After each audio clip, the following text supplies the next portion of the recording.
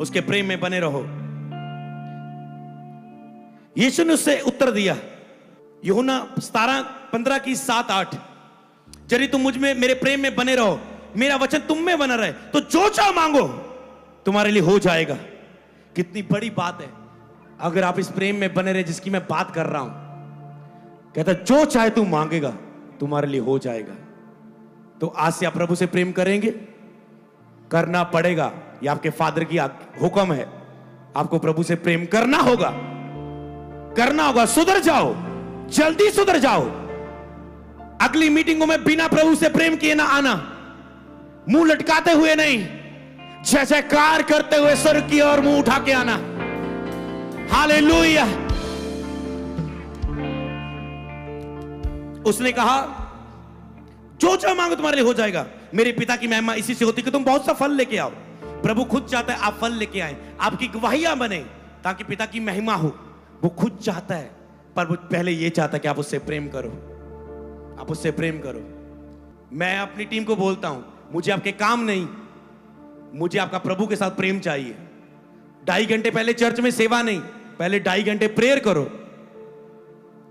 पहले 2.5 घंटे प्रेयर करो। अगर फास्टिंग प्रेयर नहीं है तो 1.5 घंटा पहले प्रेयर करो, प्रभु के साथ बिताओ, फिर चर्च के काम करो, फिर सेवा करो, मीडिया में जाओ, कॉल सेंटर में जाओ, जो भी तुम्हारे डिपार्टमेंट है, टेंट लगाने हैं, दरिया बिछानी है, कुछ भी करना है। और दूसरी बात मैं बोलता हूं कि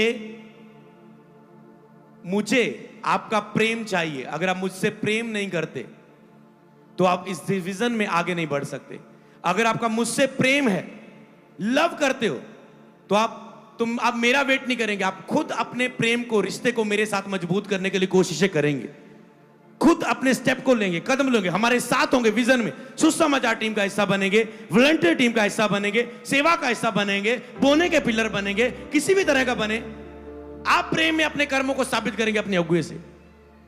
अगर आप प्रेम नहीं करते तो आप कंप्लेंट करेंगे। अगर आप मुझसे प्रेम करते हो, इस दर्शन से प्रेम करते हो, तो आप इस चर्च के साथ साथ होकर चलेंगे, आप इसे छोड़ेंगे नहीं।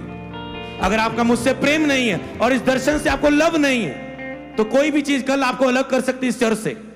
कोई भी बंदा भरमा सकता है, कोई भी बीज बो सकता है। याद रखो, पहले ठान लो कि ये प्रभु ने दर्शन की प्लेस आपको दे दी है, प्रभु से दर्शन पाओ।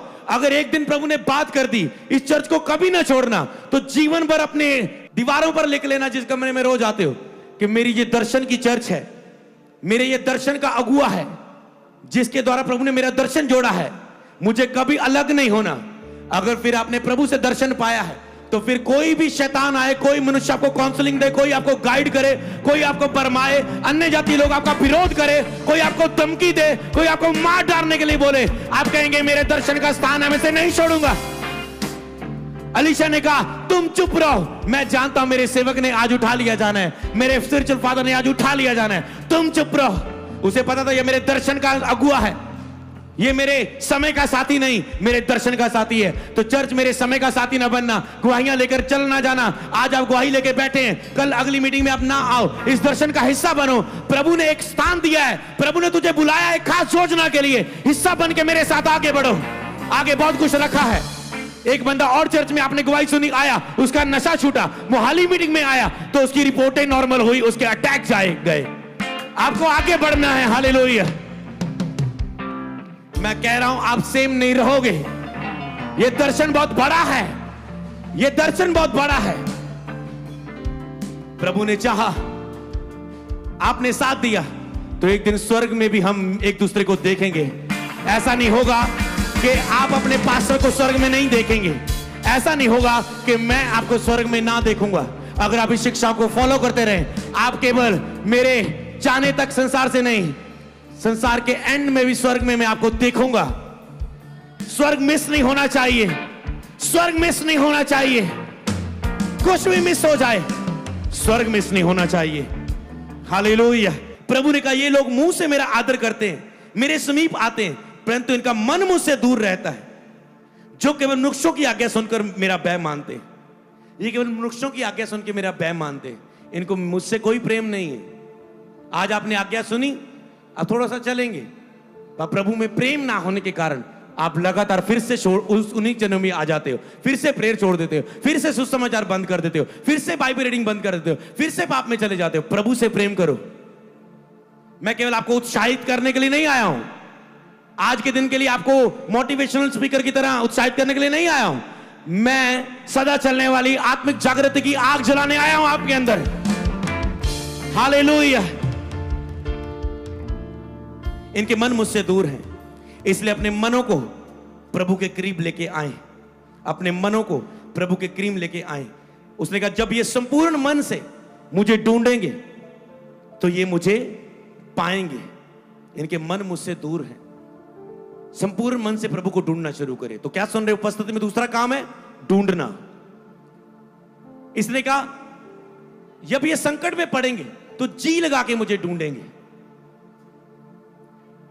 इससे पहला कि आपके ऊपर संकट आए, आप टूटे अपनी जीवन में, टूटने के बाद शैतान के अटैक हो, अटैक के बाद आप फिर से हुजूरी को खोजें, इससे अच्छा यह है कि आप अभी से प्रभु की हुजूरी को खोजना शुरू कर दें, तो संकट आपके जीवन के हिस्सा नहीं होंगे।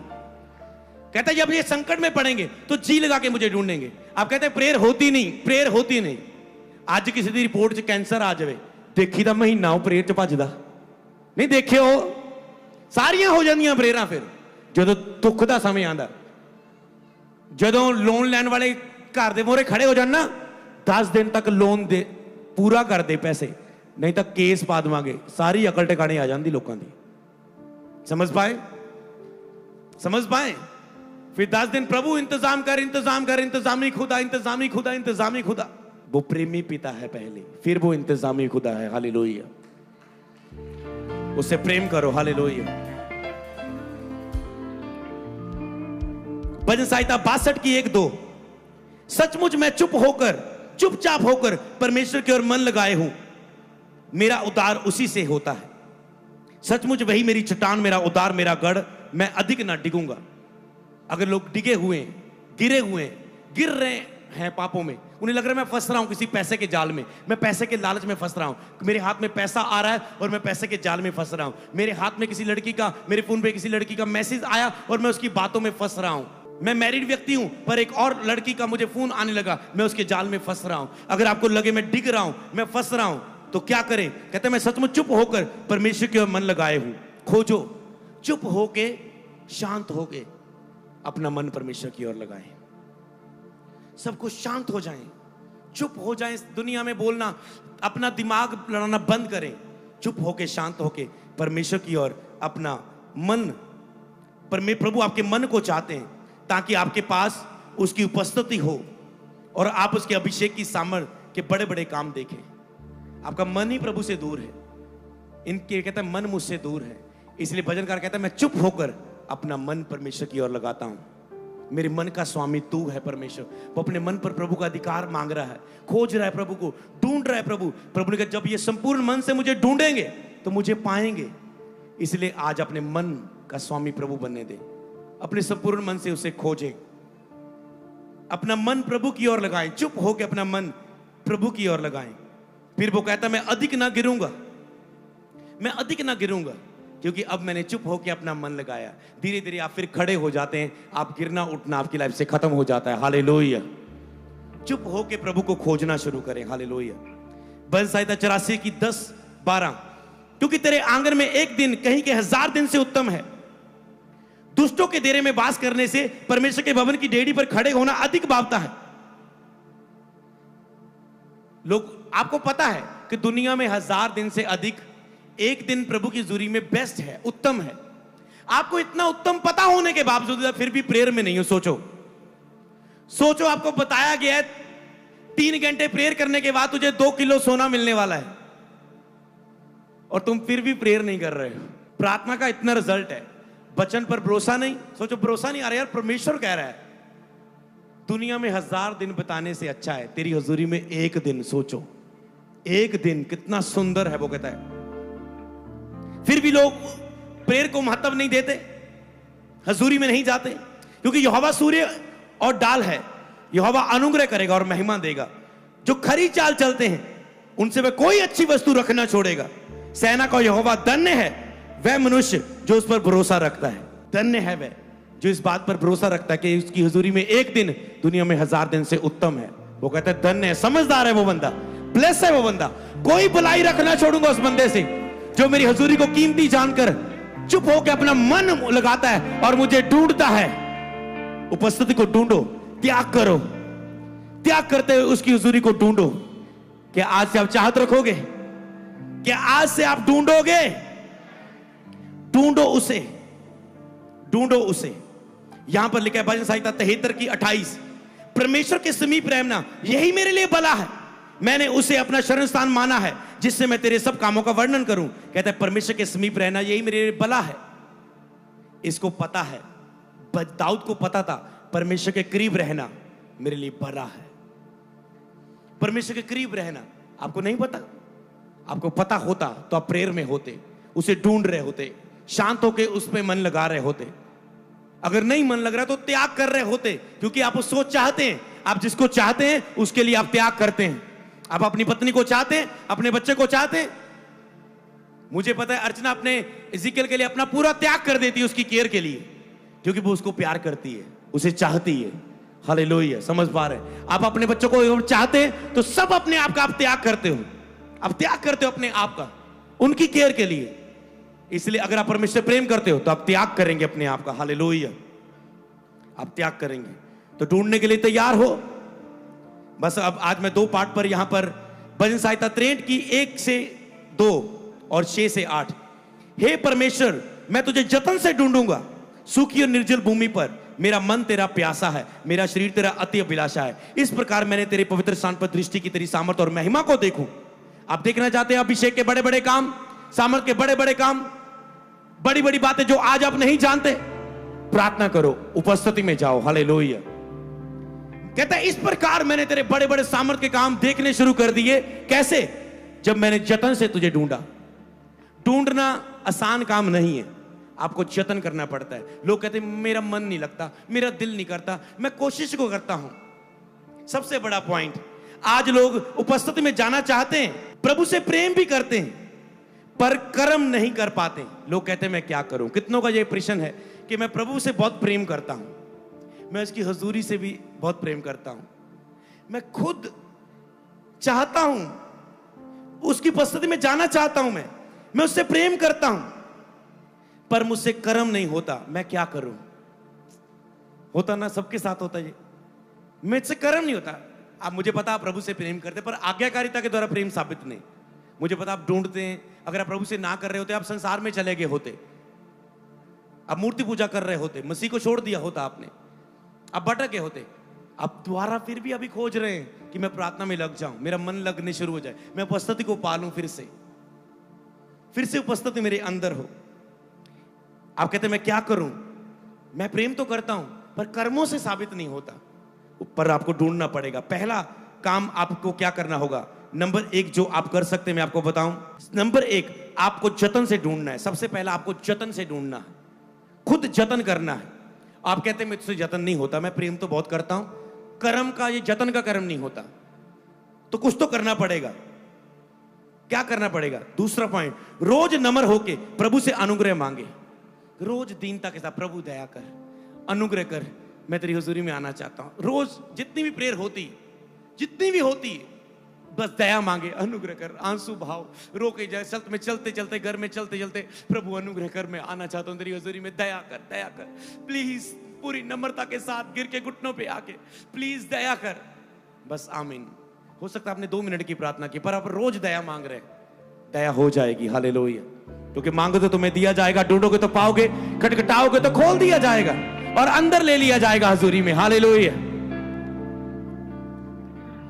तो आपको वो एक सीक्रेट मैंने बता दिया कि बिना रुके 1-2 घंटे ठान कर, कोई मन में दोष ना लिए, मन लगे चाहे ना लगे, बस आप धीरज से बाइबल पढ़ते रहना, सारे ये बंधन टूट जाएंगे। मन लगे चाहे ना, बस फैसला कर दो 2 घंटे बाइबल पढ़ने लगाओ, थोड़ा सा इधर से पढ़ो, इधर से पढ़ो। जैसे प्रार्थना होती, पहले आधे घंटे की प्रार्थना में बहुत संघर्ष होता है, अब 2 घंटे की प्रार्थना में पहुंच जाओ, आपका मन वहां पर गहराई से लगने शुरू हो जाता है। देखा आपने?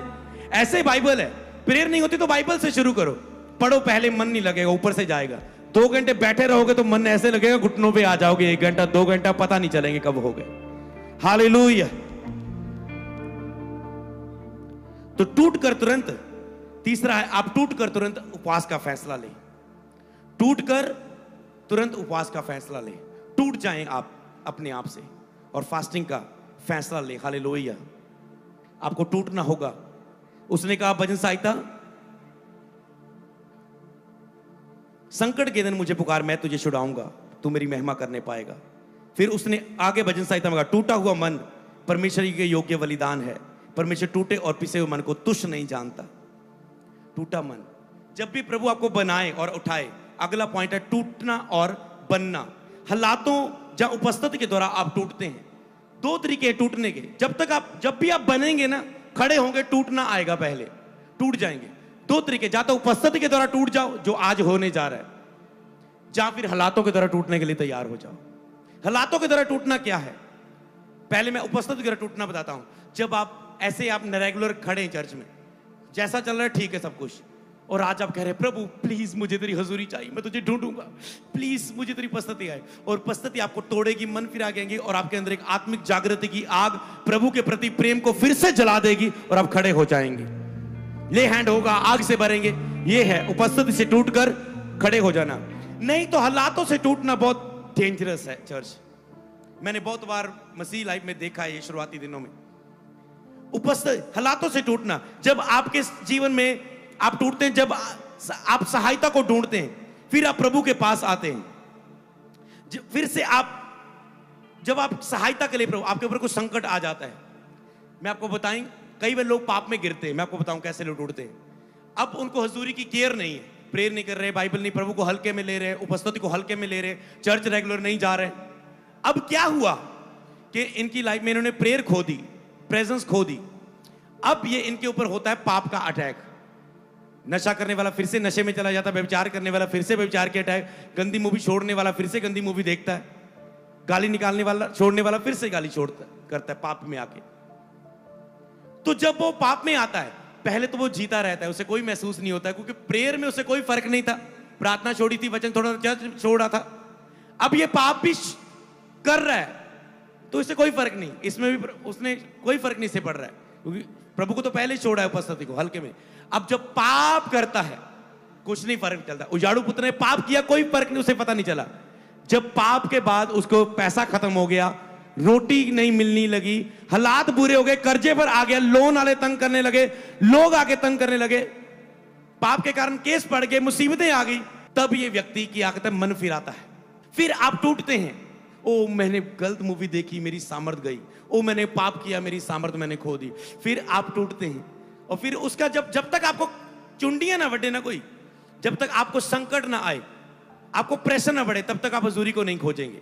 इसलिए प्रभु भी अलाउ करता है परिस्थितियों को, वो आती हैं। प्रभु तो नहीं भेजता, आई तो आपके पाप के कारण है, पर प्रभु उससे आपको आजाद नहीं करता जब तक आप उसे खोजेंगे नहीं। फिर जब टूटते हैं, टूटना, मैं आपको कहता गिरना, कई बार गिरना जरूरी होता है। ये नहीं कहता मैं गिरो, समझ के मेरी पॉइंट सुनो। गिरने से ही आप टूटते हो।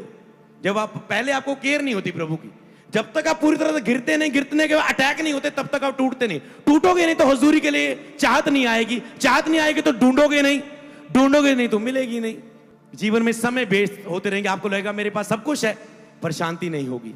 आपको लगेगा वाइफ है, बच्चा है, बिजनेस है, बॉस है, जॉब है, घर है, गाड़ी है, पर शांति नहीं है, क्योंकि हजूरी नहीं है। आप जी रहे होंगे, समय निकाल रहे होंगे, पर आनंद उपस्थिति का नहीं होगा।